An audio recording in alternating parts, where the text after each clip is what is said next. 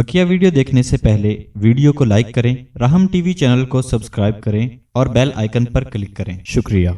इस हवाले से अमेरिका के हवाले से वाक़या है ये भी, जैसे गुज़श्ता वाक़या भी अमेरिका के हवाले से था, तो ये भी अमेरिका के हवाले से ही मेरा एक वाक़या है। और असल में बात तो ये है कि ये बताना मकसूद है कि औलिया अल्लाह आपस में उनके क़ल्बी और बातनी राब्ते किस तरह होते हैं और कैसे अल्लाह तबारक व तआला औलिया कामिलीन के आपस में एक रबत रखते हैं, किस तरीके से ये तसर्रुफ़ात ज़ाहिर होते हैं। इंसान ज़ाहरी नज़र में कुछ देखता है लेकिन वली के क़ल्ब को पहचानता है। वह है ना, इमाम आज़म अबू हनीफ़ा रहमतुल्लाह अलैह फरमाते हैं कि इन्नमा यारफ़ुल फ़ज़्ल मिन नासी ज़बूहु, कि अल्लाह वाले अल्लाह वालों को पहचानते हैं, अहले फ़ज़ल ही अहले फ़ज़ल को पहचानते हैं।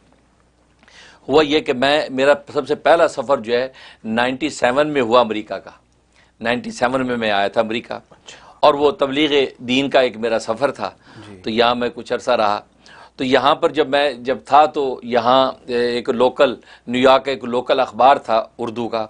उस लोकल अखबार के अंदर जो है उन्होंने मुझे कहा कि आप मैं अखबार जहाँ जो पाकिस्तान से छपता है जंग ग्रुप का, तो अखबार जहाँ का मैं कॉलमिस्ट अभी भी मैं लिखता हूँ कॉलम, आपके ख्वाब उनकी ताबीर।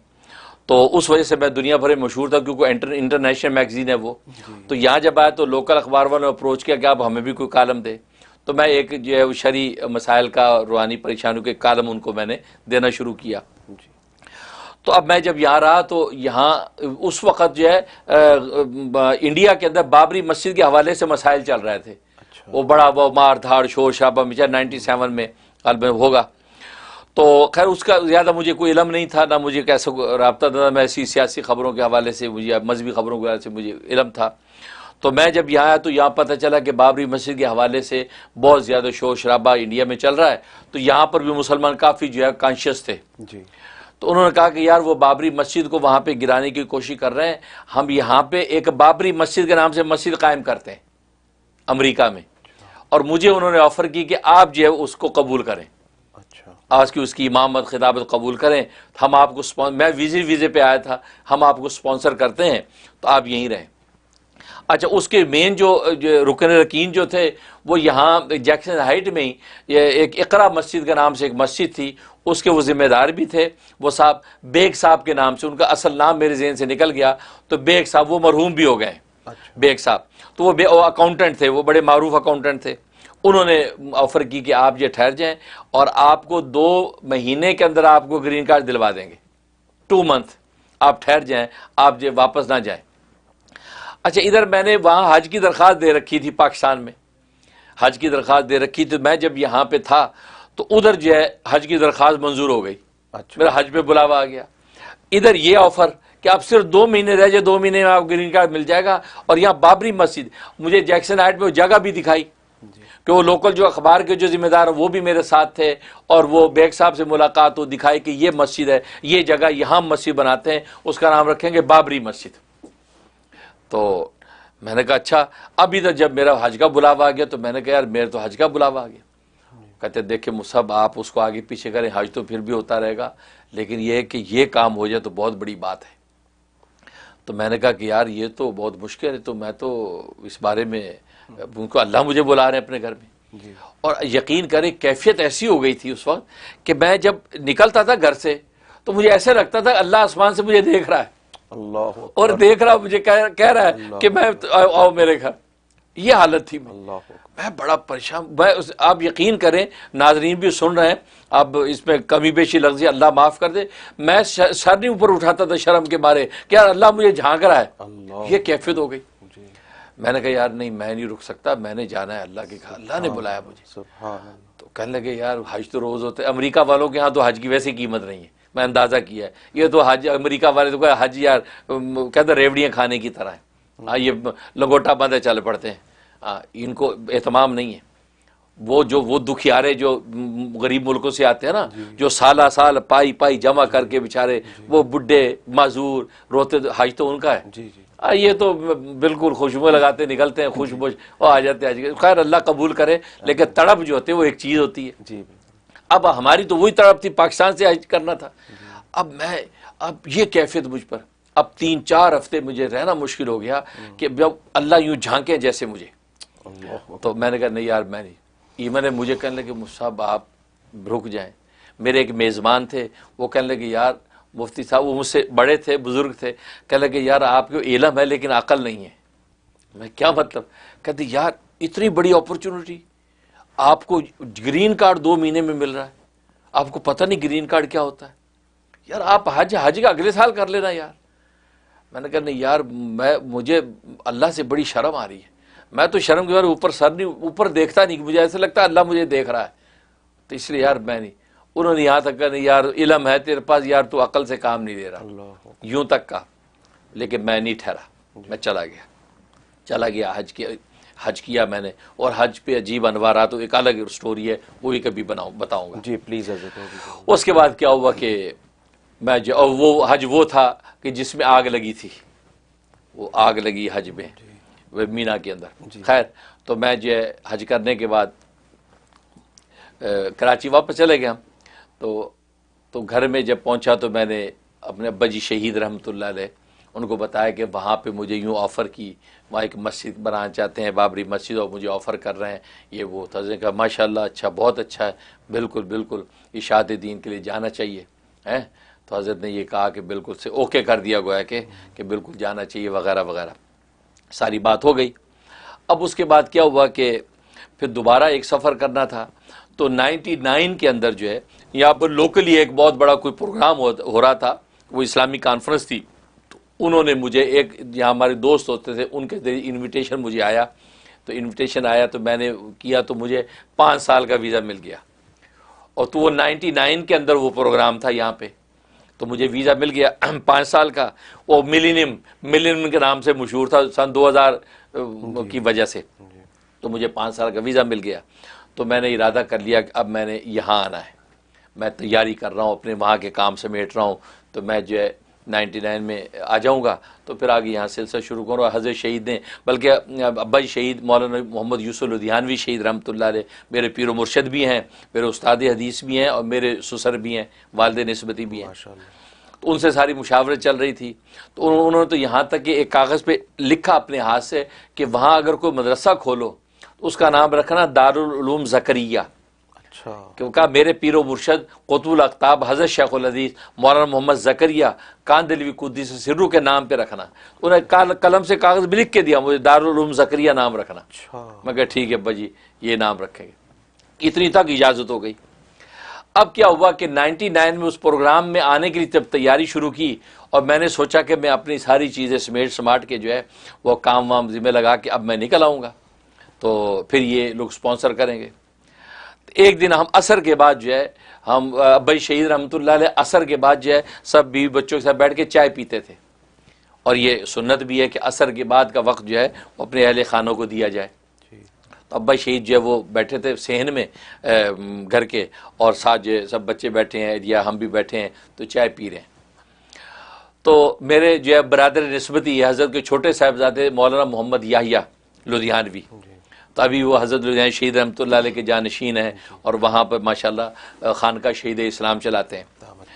تو وہ چھوٹے تھے، تو انہوں نے مجھے ایسے خوشی میں پوچھا، کہا منیر بھائی آپ امریکہ کب جا رہے ہیں؟ یہ بات کہی۔ اچھا اس سے پہلے ایک اور دلچسپ بات سنیں۔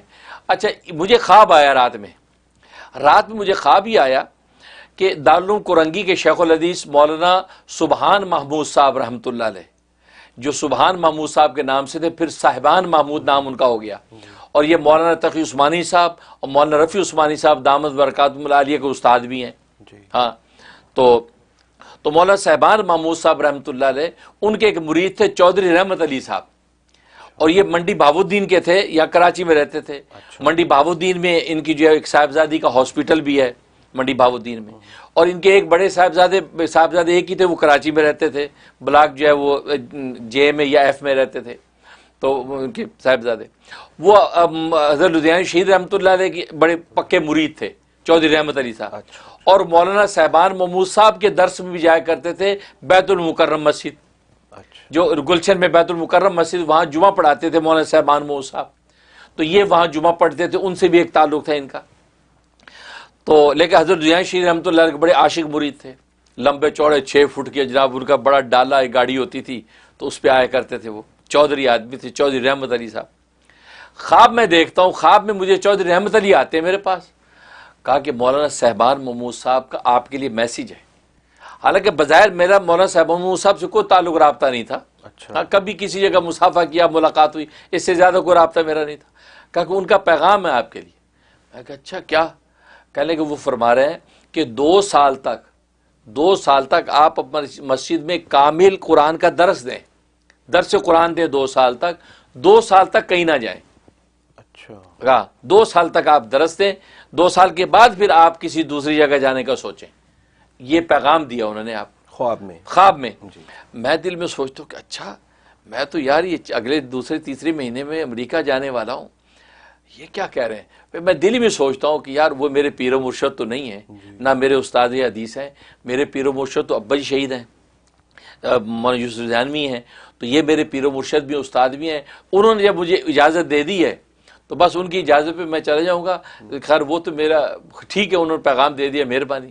میں کہا اچھا ٹھیک ہے چوہدری صاحب بہت شکریہ، مہربانی. یہ خواب ختم ہو گیا. اچھا اگلے دن میں پھر حضرت شہید رحمۃ اللہ علیہ کے وہاں پہنچا، کیونکہ جمعے کو میں شام میں آ جایا کرتا تھا جمعے کے بعد. تو جمعے کو عصر کے بعد بیٹھے جو ہے چائے پی رہے ہیں، جمعے کا دن تھا غالباً، چائے پی رہے ہیں. تو اس پر مولانا یحییٰ نے یہ کہا کہ منیر بھائی آپ امریکہ پھر کب جا رہے ہیں، ایسی بطور تفنن کے خوشی کے طور پہ. تو حضرت چائے پیتے پیتے حضرت فرمایا کون امریکہ جا رہا ہے، یوں سر اٹھایا. تو میں نے کہا ابا جی، تو یحییٰ نے کہا ابا جی منیر بھائی امریکہ جا رہے ہیں نا، وہ آپ نے بتایا کہ دارالعلوم بنانا ہے اور یہ امریکہ. منیر بھائی تو مجھے حضرت نے کہا تم امریکہ جا رہے ہو؟ میں کہا جی ابا جی وہ آپ سے اجازت ہوگی، آپ سے بات ہو گئی ماشاءاللہ، وہ آپ نے لکھا بھی کہ دارالعلوم زکریا وہاں بنانا ہے اور وہاں لوگ. کہتا نہیں کوئی امریکہ نہیں جانا، یہاں کون کام کرے گا. میں حیران ہو گیا یہ کیا ہو گیا. اللہ. اور رات والا خواب میرے دماغ میں گھوم رہا ہے. جی. میں نے کہا ابا جی وہ تو آپ سے اجازت لی تھی اور ساری تیاری میں کر رہا ہوں. جی. نہیں کوئی تیاری نہیں ہے، ہمارے بعد یہاں کون ہے، ہمارے بعد کون کام یہاں کرے گا. میں کہ ابا جی یہاں تو بہت لوگ ہیں. میں نے کئی علماء کے نام لیے، فلاں ہیں. تو حضرت کے حلقے کے جو لوگ تھے، چل چھوڑو سب جانتے ہیں ہم، ہاں تم لوگوں نے کرنا، ہمارے بعد کام کون کرے گا، یہاں نہیں جانا. یہ کہا. اچھا.